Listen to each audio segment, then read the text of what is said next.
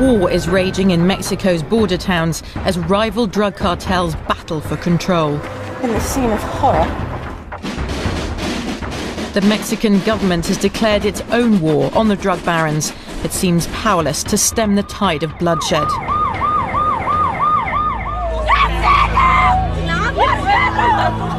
The drug gangs here are as heavily armed as the security forces. Not in a million years would I expect to find something like this here in Mexico. People come here on a holiday. Thousands have died or simply disappeared, mourned by their families. I need to know what happened with my son.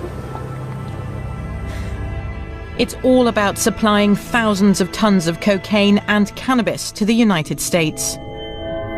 This is the man behind much of the violence.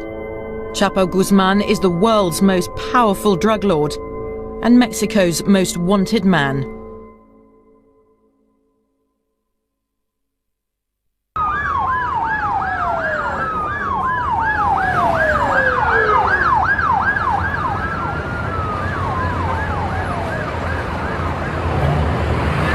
Hola, ¿qué pasó aquí exactamente? A la balacera hay un muerto de aquel lado.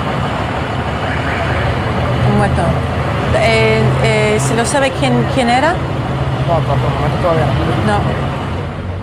This man with no name was my first encounter with violent death in Mexico, and I had only just arrived. Rival drug cartels use murder and terror in their battle for control of the city, a key gateway into America. I'm mostly shocked, actually, the fact that there are not that many people crowding around to see what's happened.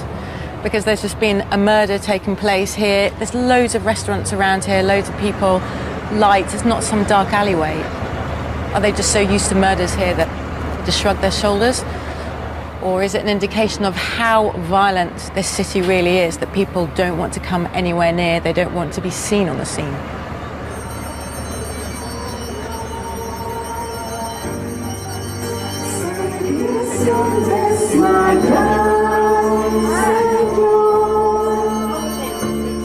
Seguimos con miedo. ¿Quieren seguir con ese miedo? ¿Qué es lo que nos puede pasar? ¿Qué nos puede pasar? Nada. Nos matan. This is a deeply religious country, but it's also a society gripped by fear. Executions and kidnaps are daily events in Mexico's border towns, where every parish is mourning its dead. Most crimes go unpunished, and those affected are often too scared to even talk. Los pecados. Espero la resurrección de los muertos y la vida del mundo futuro. Amén. Feeling abandoned by the authorities, many find strength in their faith. ¿Están dispuestos a luchar? Que viva mi Cristo, que viva mi Rey, que impere doquiera, triunfante su ley. Viva Cristo Rey, viva Cristo Rey. There have been more than 16,000 drug killings in the last 3 years alone. Authorities say it's just a case of criminals killing criminals, and they rarely investigate the murders. But is it that simple? I went to meet a family affected by the violence. They believe this country's victims are being ignored and have chosen to speak out for them. Hello. Hello. How are you doing? I'm Katia. Hi. I'm Fernando. Hi. Pleased to meet you, Fernando. Hi, I'm She's Sandra. my wife. Nice to meet you. Pleased to meet you. She's Thank my you for wife. having me in your home. Yeah, come on. Thank you. Fernando Osegueda is a salesman. His wife Sandra no longer works. They have 3 children. The firstborn is called Fernando, like his father. Do you remember that when he started school? Yeah. It was exciting to go to school. When he wake up early the first day, he loved the school. Did he? Really? Yeah, That's unusual. Yeah, because my second one would say, I don't want to go to school. I don't want to go to school. He cried all the time. This is the last picture we have. Christmas Eve. Age 23, Fernando was about to graduate as an engineer. there was no hint of the trouble to come. But on the 10th of February 2007, everything changed. That day I was outside with my neighbors. The car came and stopped in front of the house. It looked like police officers, you know. They have guns. Say maybe they're looking for somebody here, my neighbors or something. They start using the steps. And they open my door. They came in and I started yelling, "Why you coming to my house? You need to show me something." As 5 men in police uniform barged into the house, 10 more stood guard by their cars. The neighbors retreated indoors. That day was my daughter in her room and one of my son, Fernando, was in his room. They go to the rooms, say, "Wake up, stand up." Say, "But why you take him?" They never told me anything. The men pushed us, my daughter and me, and they took him, put in the car, and gone. Sandra called me, and my surprise is, "Why, Fernando, why?" And then I said, "Well, what can I do?" I go to the police station, and I talk with the officer, say, "Somebody take my son, and I need to know if my son is here." And then, what is the name? Blah, blah, blah. Fernando Segueda Ruelas. No, it's not here. Fernando realized the men in uniform had been criminals in disguise. But the real police were not exactly helpful. Fernando drove to 6 different police stations in Tijuana before he was allowed to file a missing persons report. I go to the Central Camionera, and Central Camionera tell me, "No, this is not the pen to here. You need to go to the Zona Rio." I go to Zona Rio and say, "No, you go to Florido." Florido, "No, you go to the playas de Tijuana." My son disappeared completely, and they don't want to know nothing. Fernando headed home, hoping the people who'd taken his son would get in touch. The police officer said, "Maybe this is a kidnap. You need to wait for the call." For now, we're still waiting for the call. No call. Nobody calls.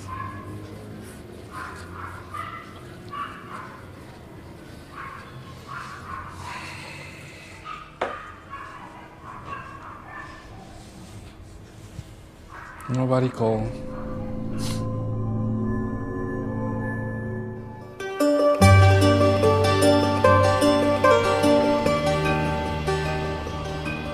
To get to the source of the suffering of so many Mexicans like Fernando and Sandra, I needed to travel through Mexico's mountainous interior.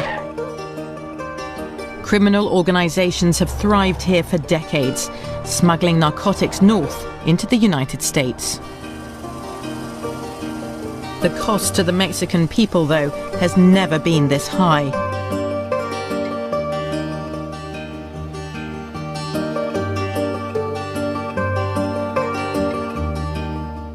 The public brutality of the killings has terrorized whole communities. And hundreds of people like Fernando and Sandra's son have simply disappeared.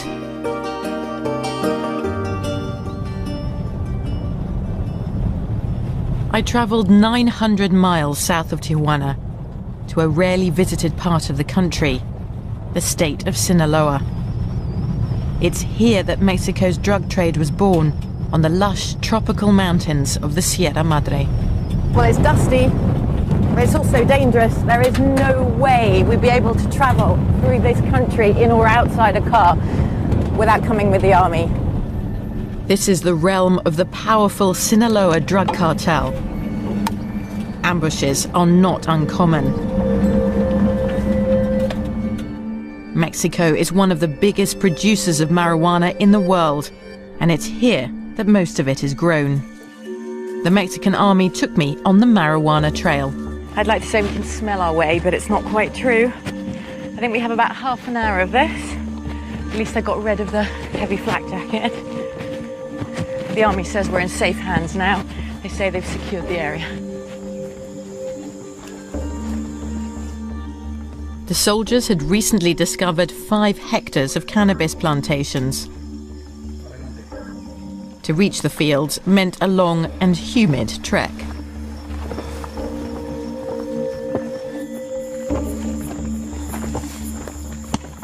I can smell it. Now I can smell it. Just imagine what it's going to be like when they start burning it.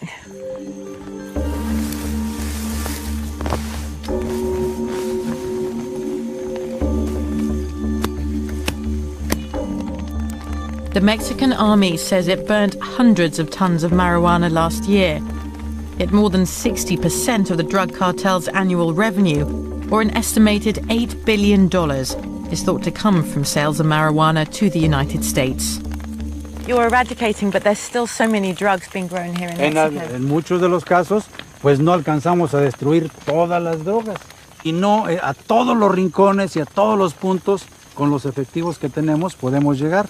Hacemos nuestro mejor esfuerzo, erradicamos un gran número de plantíos, un gran número de hectáreas, pero faltan algunas que no alcanzamos a erradicar y son las que cosechan y son las que llegan a los consumidores. The man who profits from this vast illegal trade here in Sinaloa is the most wanted man in Mexico, Joaquin Guzman Loera, better known as El Chapo. The illiterate son of marijuana growers, Chapo Guzman is believed to be hiding in these mountains, where he was born. Chapo Guzman was born in a community that has always made a living from the drug trade. You need to understand this to understand why Chapo would enter this business when he was a child. This is a region where most people don't actually look down on the drug trade, but rather see it as a way to make a living, to survive. But the drug business in Mexico is now a massive criminal enterprise. It includes the trafficking of 90% of all the Colombian cocaine consumed in the United States. Profits are estimated at $15 billion a year. Rival drug cartels are fighting to control the lucrative border routes into the United States. One cartel is coming out on top. It's now one of the most powerful and violent drug trafficking organizations in the world. The Sinaloa cartel of Chapo Guzman. Chapo and his men are blamed for much of the bloodshed in Mexico.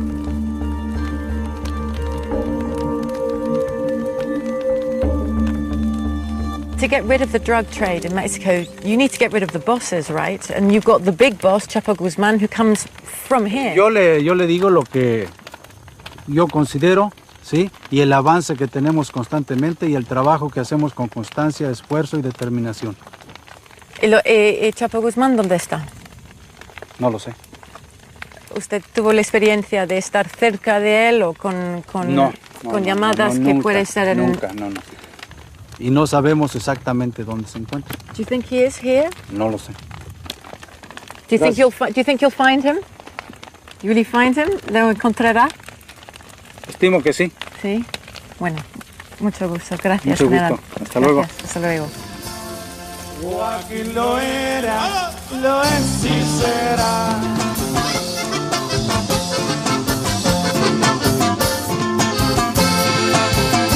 Prófugo de la justicia, el señor de la montaña, también que ve en la ciudad. At a nightclub in Sinaloa's capital, Culiacán, Chapo Guzman is celebrated in song. This one is called The Lord of the Mountain. It's a narco corrido, a traditional ballad about the lives and exploits of Mexico's drug lords. In this corrido, Chapo Guzman is a folk hero. Muchos limpian caminos por donde Joaquín transita, Colombia y México al mirar. Drug traffickers pay bands in Sinaloa and all over the country to compose corridos about them. Songs that defend them, glorify them and say they're very brave. Javier Valdez is a well-known newspaper columnist in Culiacán. He's also a vocal critic of Sinaloa's drug culture. De corrido no traes, ¿verdad? Sí, cómo no.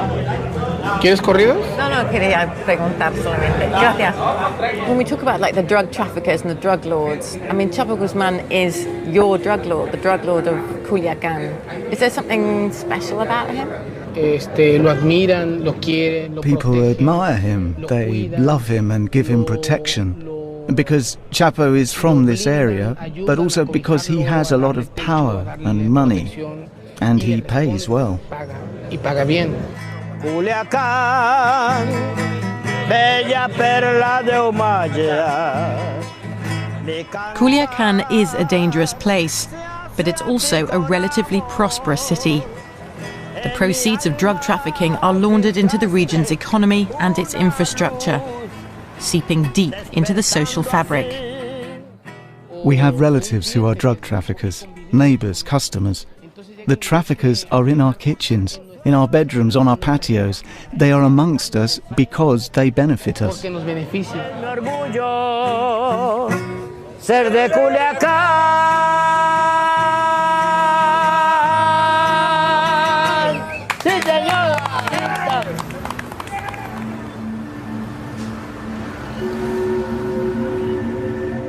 Not everyone in Mexico is doing well. Far from it. The country is experiencing a deep recession. 40% of people here still live in poverty.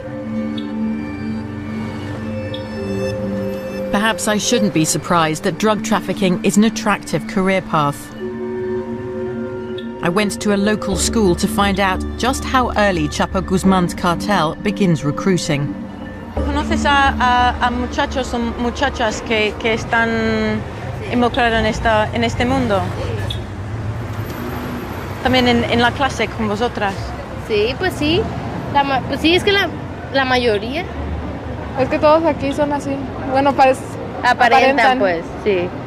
¿Cómo visten? Que traen puesto, que visten. Cómo hablan también.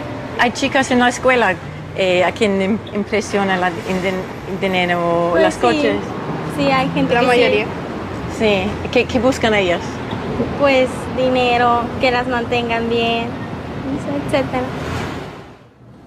El dinero. The money. Gracias a esto. Thanks to this job, I built my house. I furnished it. My wife has a car. Luis Navarez used to be a teacher. He was recently jailed for driving a lorry packed with marijuana from Sinaloa up to the US border, something he'd been doing for 20 years. ¿Por qué? Porque con un sueldo de maestro.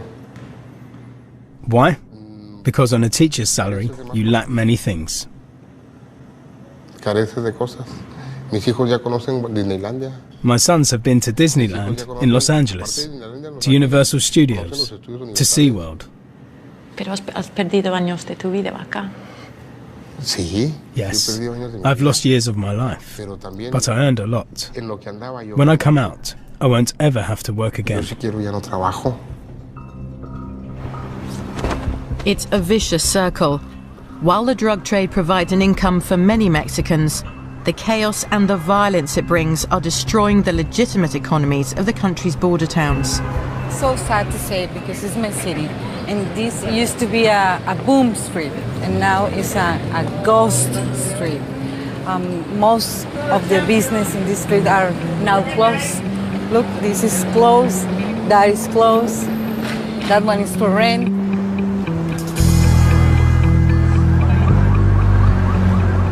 For years, Tijuana was controlled by its own fearsome drug cartel. But as Chapo Guzman grew stronger in Sinaloa, so did his ambition to conquer Tijuana. The ongoing conflict recently erupted into the worst turf war this city has ever seen.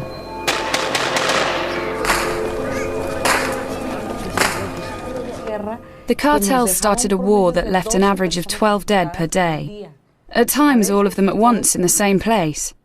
Sometimes they would find 5 decapitated bodies here, 1 dismembered body there. It was horrible. Journalists are also caught up in the violence. Mexico is the world's most dangerous country for reporters after Iraq. 2 editors of Zeta magazine have been assassinated, but Adela Navarro's publication continues to expose the cartel's crimes and the rampant corruption in Mexico. Between September 2008 and January 2009, there were 600 executions in Tijuana, and local police didn't do anything. Neither did the federal police. They did nothing. Many in Tijuana feel let down by the authorities. Fernando Osegueda never heard back from the police about his missing son. He joined a support group uniting families in similar situations. By now, most have given up hope of finding their loved ones alive. If rescue one teeth, one bone, it's okay for us.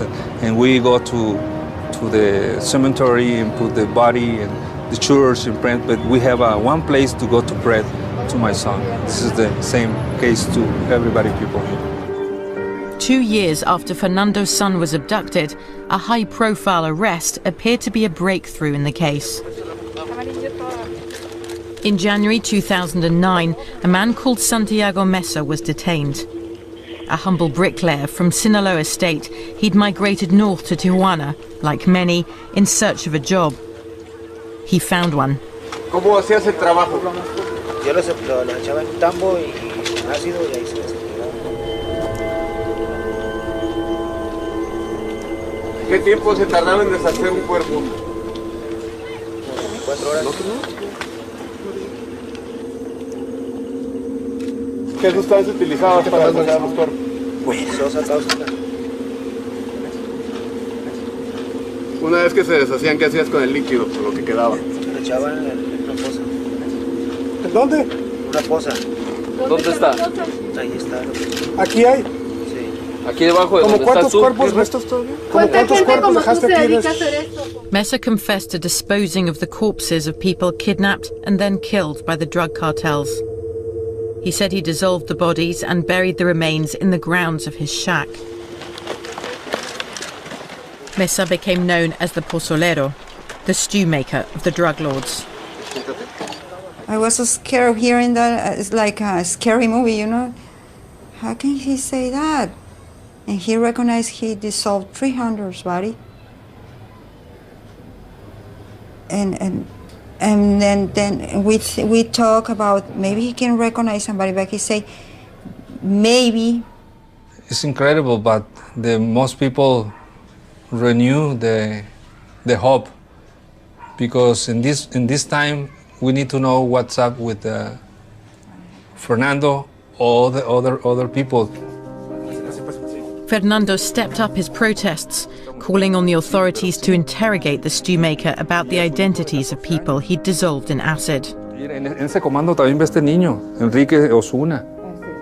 Son de la señora. Fernando Osegueda, el secretario de dicho organismo, un respiro a tantas familias afectadas por este mal. Y por último, si Santiago Mesa ya reconoció a alguna persona, si Santiago Mesa, ¿cuáles fueron sus declaraciones? Y pues tener respuestas. Eso venimos a traer respuestas. Está confirmada esa audiencia con el procurador. ¿Cómo es posible que esto ocurra en México? El pozolero, quien sea su similar en este momento en Baja California, las desintegra en sosa cáustica. Ese es el país en el que vivimos. Así están las cosas, señor presidente Calderón. 1:27. Santiago Mesa confessed to having worked for years for the Tijuana cartel. But lately, he'd switched sides in Mexico's drug wars and begun plying his macabre trade for the men from Sinaloa, led by Chapo Guzman. It's the latest gruesome episode in a long-running turf war. Back in 1993, Chapo's first attempt to control Tijuana failed dramatically when a shootout with his rivals claimed an eminent victim. A top Mexican cardinal was killed in the crossfire. The Mexican government came under huge pressure to act, and Chapo Guzman was arrested. These were the first images Mexican people saw of him. A diminutive man who described himself as a farmer.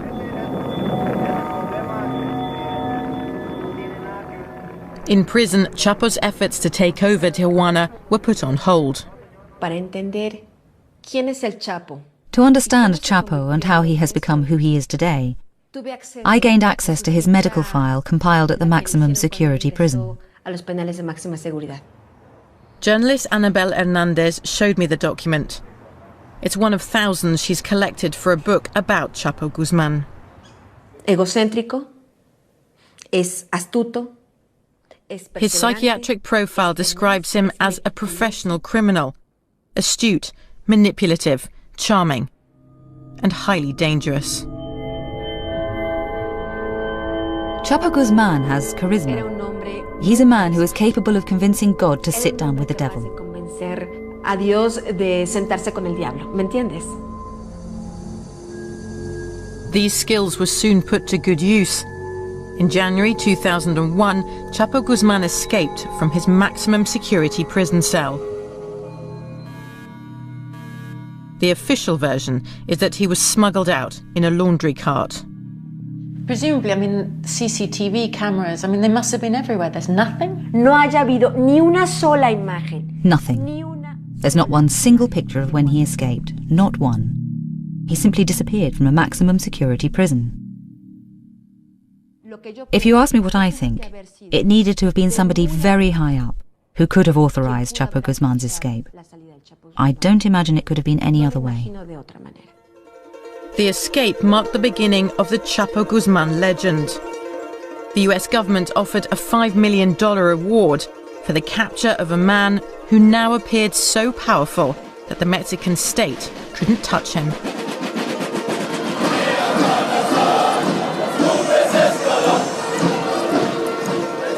It's Independence Day, and Mexico's President Felipe Calderón is reviewing his troops.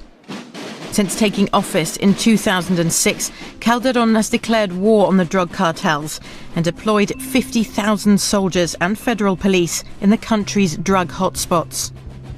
This attempt to restore the rule of law by armed force has seen an upsurge in violence. But the government defends its policy. There is no historical precedent for the effort being made in Mexico today. What we have done in number of arrests, the seizure of money and drugs, the drug bosses we have captured, has no precedent in the world. Not everyone agrees. They're talking about thousands of captures, but only 2% of those captures wind up with a final ruling establishing a guilty verdict. So you just do not have an effective repression. That's it. You don't have a real dismantling of the economic base of organized crime hidden within the legal economy of Mexico, where 78% of the GDP sectors of the legal economy have been infiltrated by organized crime.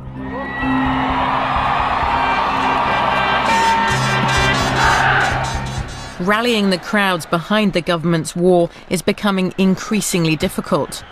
The most visible result of the policy has been escalating violence. But President Calderón's right-hand man, his Minister for Public Security, is convinced challenging organized crime will pay off over time. There is always a peak of violence at first. But in every previous case, in New York, Chicago, Palermo, Medellin, the violence began to go down after 4 to 5 years.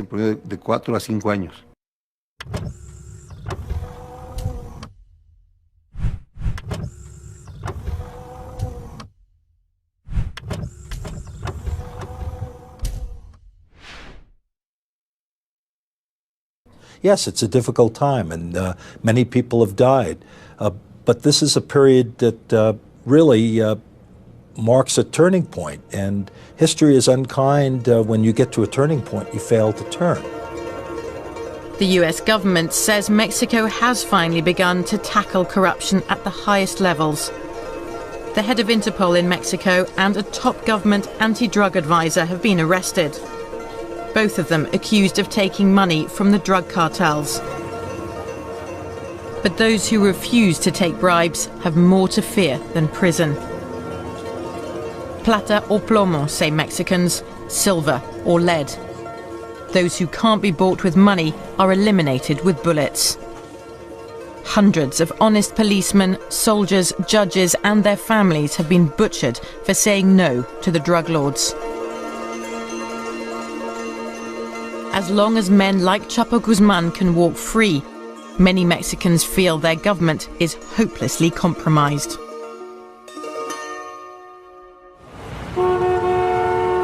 Ciudad Juárez, a desert city on the border with Texas. This is the ultimate trading post between Mexico and the United States.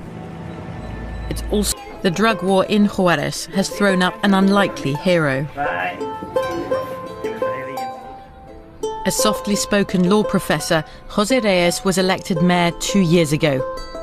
Ever since, he's been on a mission to win people's trust.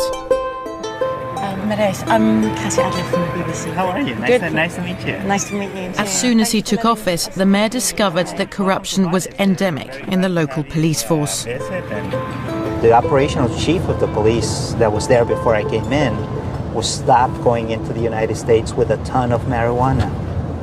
He was the number 2 guy in the police department, and he was stopped crossing a ton of marijuana himself. Immediately, right the day I came in, I fired all of the heads. Everybody who's a head of the police department was out that day. Half the Juárez police force was found to be corrupt and dismissed. Dozens of city officials involved in the purge were murdered in retaliation. The mayor's life remains under threat. And some of the killings were done by police officers. Imagine half of the police department being involved in something like that. With only 800 officers left, the mayor launched a huge recruitment drive to give Juárez a new police force free from corruption. I wanted to meet one of the mayor's police cadets, but not many were prepared to be interviewed on camera. Eventually, we found one brave enough to do so. Oh, wow. Como Charlie's Angels, no? Ya sé. Blanca del Rio is a young mother of 3. No tengo miedo. Me lo pregunta mi mamá, ¿tienes miedo? Y así como se lo contesta a usted, así se lo contesto a ella. No tengo miedo. No corrompirnos o no ser corruptos. Esa es nuestra meta, llegar a ser unos buenos policías, que eso es lo que queremos. Blanca's father was also a policeman. He was murdered on duty 20 years ago, leaving her mother alone with 9 children.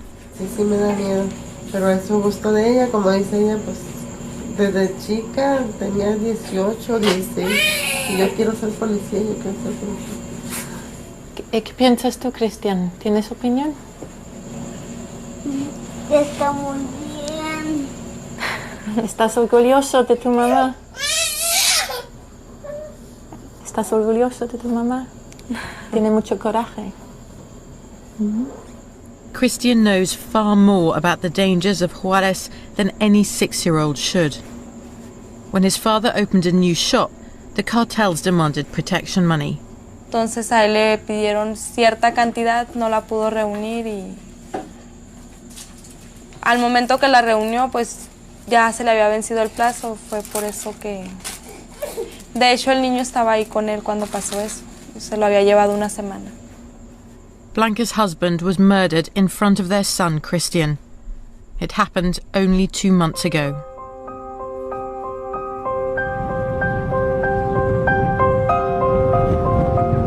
While Blanca and the other new police cadets complete their training, the streets of Juárez are patrolled by federal forces, sent in by President Calderón.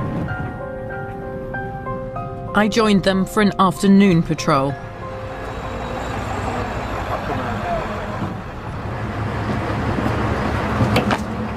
¿Dónde está? Ahí enfrente. No cruzamos. Apparently the execution took place inside that petrol station. You can see inside the police cars on the crime scene they've got masks on because for them it's a matter of life and death, and you know, people recognise them, the wrong people know where they are. That can cost them their lives or put their families' lives in danger. A man has been shot in the centre of town, in broad daylight. There should be plenty of witnesses. But people here rarely talk to the police.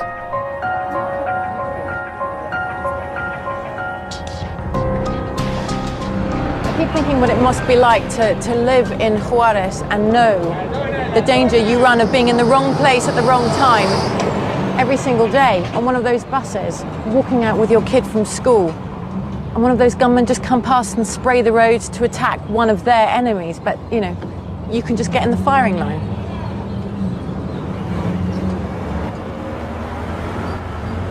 Soon, our patrol receives another call.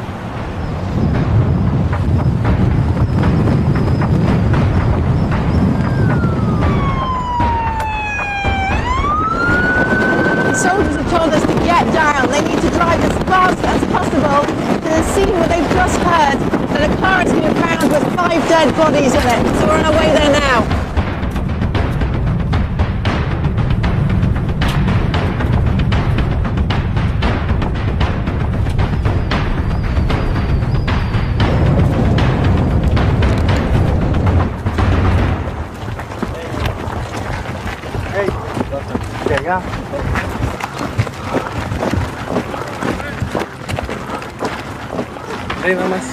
There's police and soldiers all around the car, bullet holes all through the windscreen and blood spattered all over the windscreen.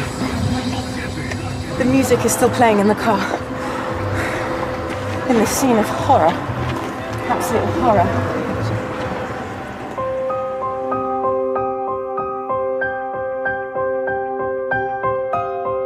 These young men were all wearing similar badges. They were probably factory workers going home after their shift. It's hard to believe that each one of them was an intended target,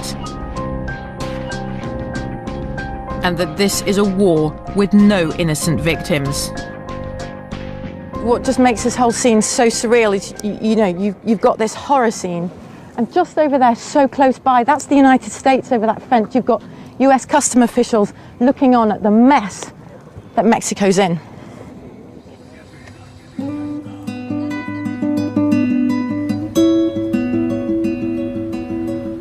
This is one of the bridges crossing from Juarez into El Paso, Texas. To ordinary Mexicans, it symbolizes the chance of a better life. To Chapo Guzman and other drug traffickers, it's a prized gateway to their business of death. Across the border from Mexico is the world's largest consumer of drugs, America.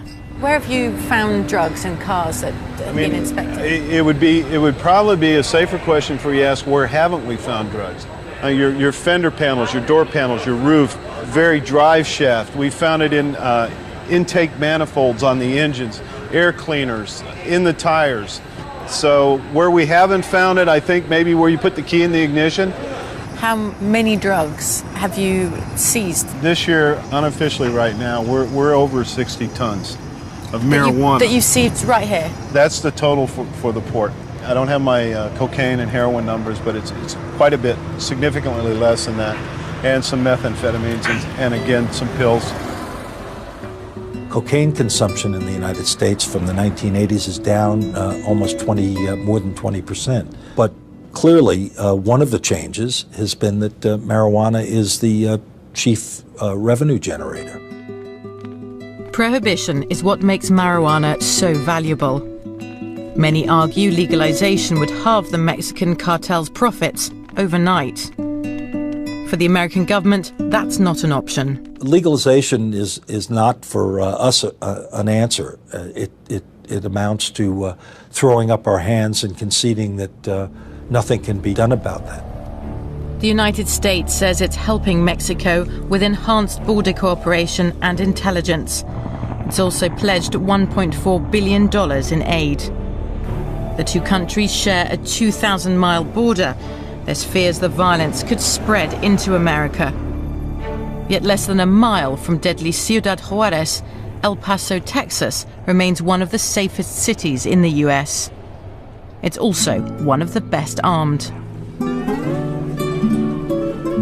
Whereas in Mexico, gun ownership is illegal, here in the United States, it's a right enshrined in law. Weapons are easily available in shops and gun shows across the country. That's a Russian Moise Gayan. Have you seen Enemy at the Gates, the movie? That's the gun. How much? $3.95. I'll tell you what, if you buy the ammo for $3.90, I'll throw in the gun. All you have to do is look at Mexico. When people criticize our nation for our views on guns, look at Mexico and they're all enslaved and none of them have guns.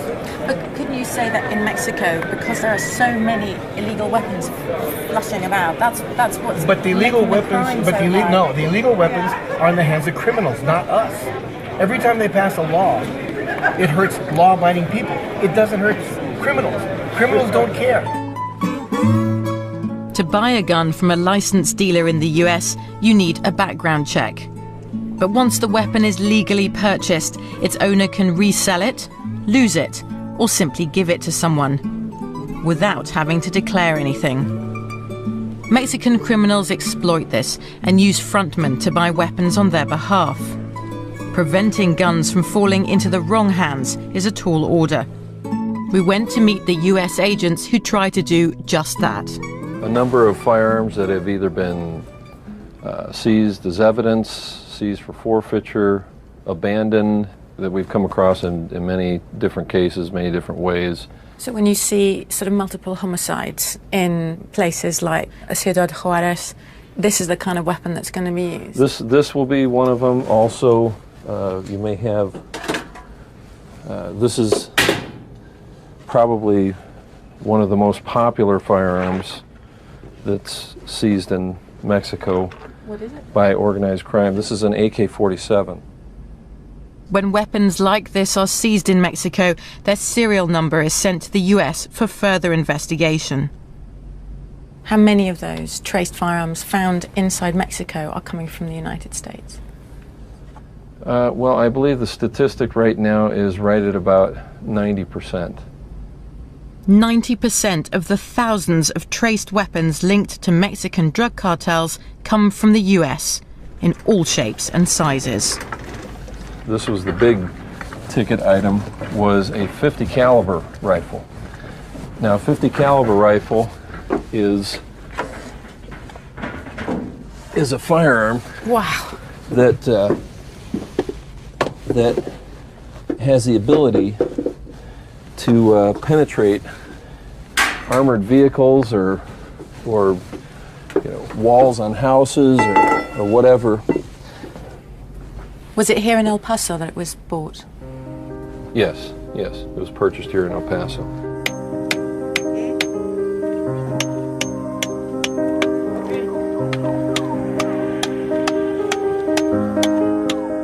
Back in Mexico, the despair caused by the violence seems never ending.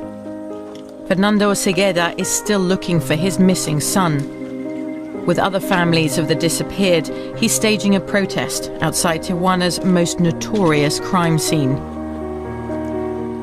The man known as the Stew Maker confessed to dissolving corpses here, but the authorities told families there's no trace of their loved ones. We went to that place and we didn't find nothing. We really found some kind of indicios, quiero decir en español. I would like to say this word in English. Indicios is an elements. We didn't find no one. Evidence? Evidence. We don't find evidence. Yeah. We were told a gelatinous substance was found here, but that it was so acidic that any DNA evidence was destroyed. Fernando doesn't believe it. Que sí existen y que están en ese lugar. Entonces hay que venir a escarbar ahí y eso a lo mejor lo vamos a hacer nosotros. Como le digo, quizás vamos a terminar en la cárcel, pero esta puerta la vamos a tirar y vamos a meternos allá que hay esquina y con picos y palas vamos a hacer el trabajo que la autoridad federal debió haber hecho hace mucho tiempo. Está aquí para guiar el Espíritu de Dios está aquí. We have to put in context also that these people who disappear, people who participate with criminals, is not common people. The people who are representing them, their sons or families, are collaborating with criminals. Mexico's dead and missing are tainted by suspicions of being linked to the drug world. Do you think it's possible? Sometimes I was thinking, when at that moment, say, okay, maybe. And I start talking with everybody. Tell me the truth, please. Maybe he wasn't something wrong. I say, no, no, no. Even the bad boys, the real ones, wasn't, stealing cars or selling drugs, they told us. He's a good boy. We don't know why. Who actually do you see as victims? If you're saying that you think a lot of those who've been disappeared were involved in organised crime, do you not see them, therefore, as victims? No, claro que no, pero... No, of course I do. But we have to deal with the resources we have in Mexico. We have to be realistic about the possibilities available in the country. We have declared a war that has never been declared before.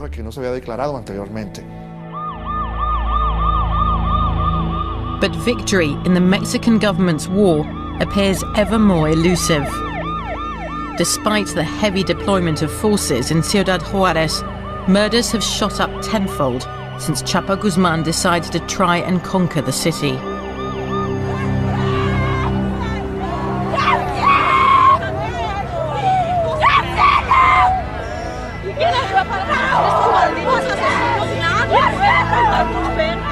For ordinary Mexicans, the human cost of the drug war is intolerable. This is one victim whose innocence surely no one can dispute. Josiel Ramirez lived and went to school across the border in Texas. He'd come to Juárez for the day to see his father. He was deliberately shot in the head as he crawled out of his father's car, ambushed by gunmen.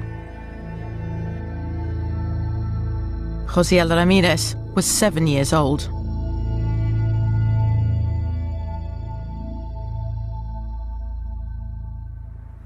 It's sickening to be watching out for your children, afraid they might get hurt because of the evil you have done. You don't want it to happen to them. It's very hard. This man had reason to fear. A former hitman for the Zetas Cartel, he agreed to talk about the drug war if we hid his identity. Shortly after I met him, he too was executed.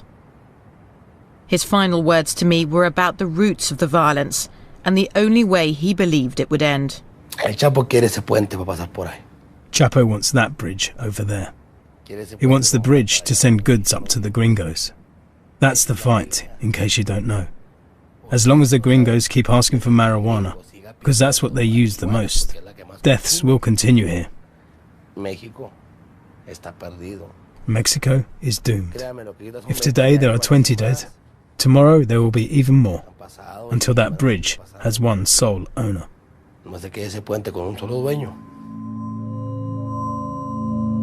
If you're in the shoes of an average Mexican citizen, and you see that the government has huge levels of corruption, that the police have been infiltrated, that when you report a crime, you become not the victim, but you become the persecuted. And on top of that, you see a failed strategy that is being implemented. Very likely, first of all, you will start saying, let's negotiate with organized crime groups.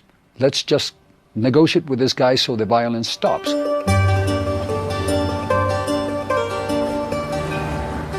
As violence rages along the border, Chapo Guzman remains at large, thought to be somewhere in his Sinaloa stronghold. His contempt for the authorities remains brazen. The press has reported sightings of Chapo eating at local restaurants. And at 54 years of age, he recently got married to an 18-year-old beauty queen from the Sinaloa mountains. Newspapers reported Chapo got married to this girl with a big party in broad daylight, and that the party was allegedly watched over by the Mexican army. I received information from people close to some of the guests, who said that several governors were there too. If that wasn't enough, the respected American business magazine Forbes estimated Chapo's fortune at $1 billion, and recently rated him the 41st most powerful man in the world. The Mexican president isn't even on the list. La corrupción es el principal problema en México. Corruption is Mexico's main problem. Until corruption is uprooted, there will be no end to poverty, impunity, kidnappings, and a number of problems my country suffers from. The best example of corruption is Chapo Guzman. Economic support system, security support system, and political support system. Without those three, someone like Chapo Guzman cannot grow to the level that he has grown. Journalists told us, ordinary people told us, they believe that politicians are protecting Chapo Guzman. How do you convince them that they're wrong? Let me tell you, there is no precedent in the history of this country to what this government has done so far. This government has fought against all the drug cartels, including Chapo Guzman's cartel. Many people have died. Police officers have died in this battle against Chapo Guzman. After weeks of witnessing Mexico's drug wars, I began seeing this country as a place haunted by ghosts. The stories of missing victims and elusive criminals often stem from a common source: Mexico's long history of impunity.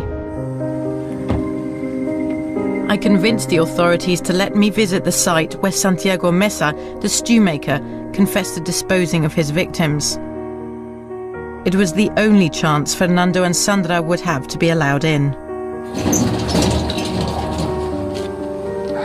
Con permiso. Adelante.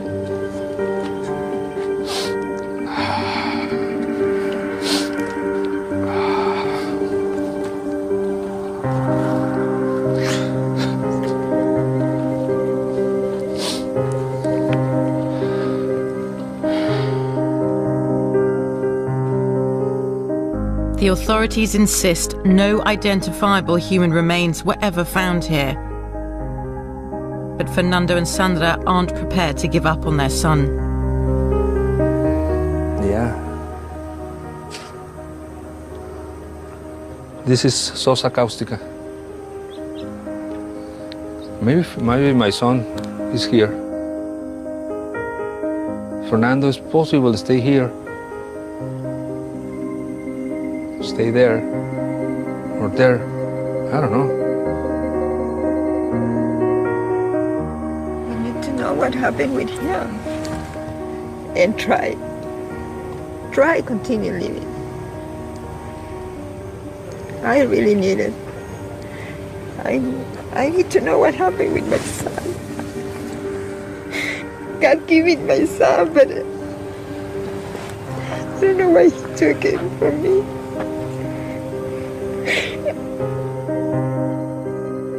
Soon it'll be 3 years since a young Mexican man was abducted.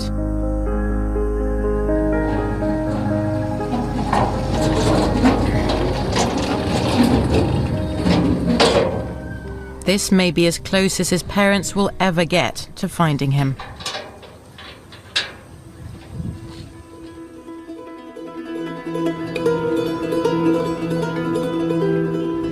In Ciudad Juarez, it's the eve of the graduation ceremony for over 1,000 new police cadets, brought in to replace their corrupt predecessors. Sí, mire. O acá. No, hijo, ten cuidado. Dámela, bebé. A single mother of 3, Blanca is about to take on a huge responsibility on behalf of her family, her city, her country. Dame un besito ya, dale. Ya. ¿Sí? Está bien. ¿Sale?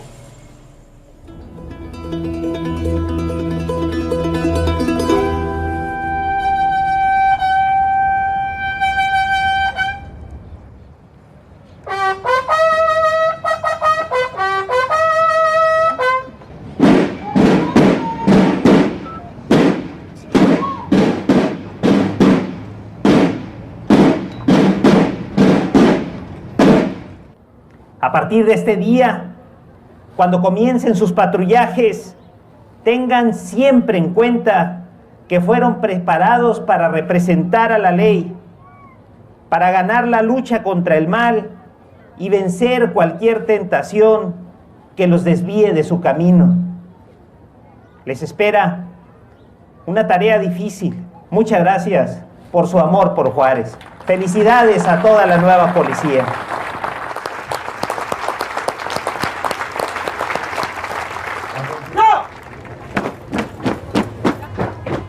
The mayor of Juárez has been waiting 2 years for this day.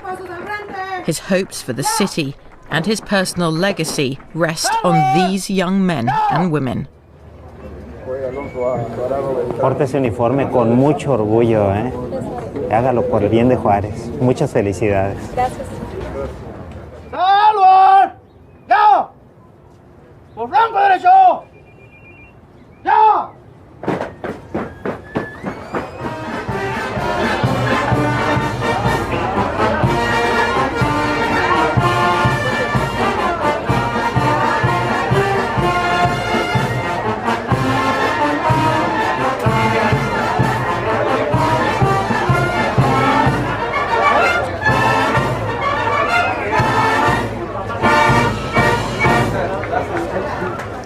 De mañana, 6:30 horas. Muy bien, gracias. ¿Cómo te sientas? En el desfile. Y más porque mi mamá está conmigo. Hola, soy Katia. Hola. El resto del personal a las Hola. 7 Espero de la que mañana. vemos a tu familia antes de irnos otra vez. Ok, su casa es mi casa. Ahí los espero. Gracias, gracias. Otra vez una enhorabuena. Gracias.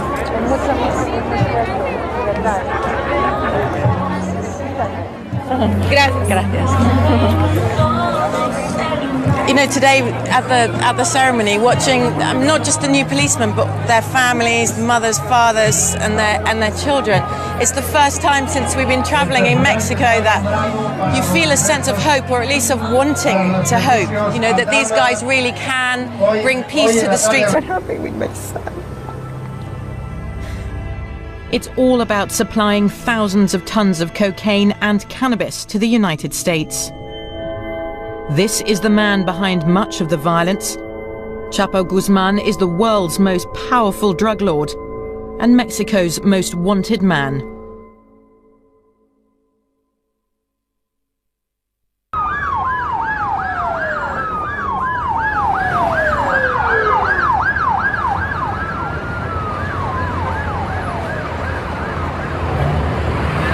Hola, ¿qué pasó aquí exactamente? A la balacera hay un muerto de aquí.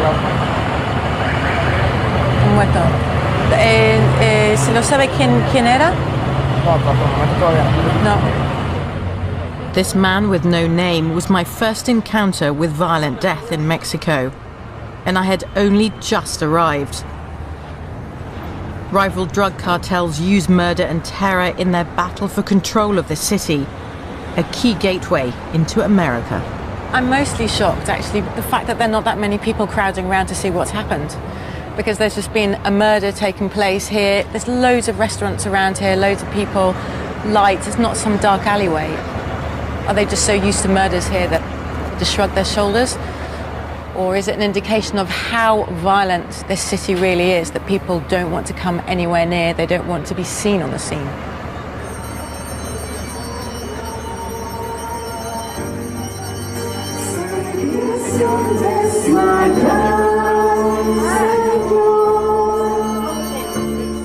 Seguimos con miedo. ¿Quieren seguir con ese miedo? ¿Qué es lo que nos puede pasar? ¿Qué nos puede pasar? Nada. Nos matan. This is a deeply religious country, but it's also a society gripped by fear. Executions and kidnaps are daily events in Mexico's border towns, where every parish is mourning its dead. Most crimes go unpunished, and those affected are often too scared. Hola. Hello. How you doing? I'm Katia. Hi. Fernando. Hi. Pleased to meet you, Fernando. Hi, I'm She's Sandra. my wife. Nice to meet Pleased to meet you. She's Thank my you for wife. having me in your home. Yeah, come on. Thank you. Fernando Osegueda is a salesman. His wife Sandra no longer works. They have 3 children. The firstborn is called Fernando, like his father. Do you remember that when he started school? Yeah. It was exciting to go to school. When he wake up early the first day, He loved the school. Did he? Really? Yeah, that's unusual. Yeah, because my second one, he say, I don't want to go to school. I don't want to go to school. He cry all the time. This is the last picture we have. Christmas Eve. Age 23, Fernando was about to graduate as an engineer. There was no hint of the trouble to come.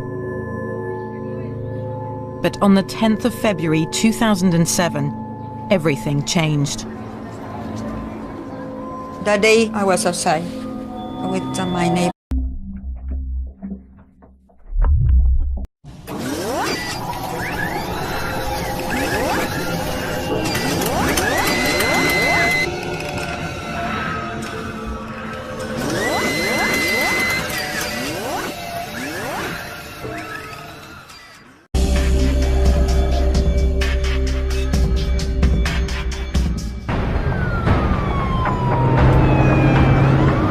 A war is raging in Mexico's border towns as rival drug cartels battle for control. In the scene of horror. The Mexican government has declared its own war on the drug barons, but seems powerless to stem the tide of bloodshed.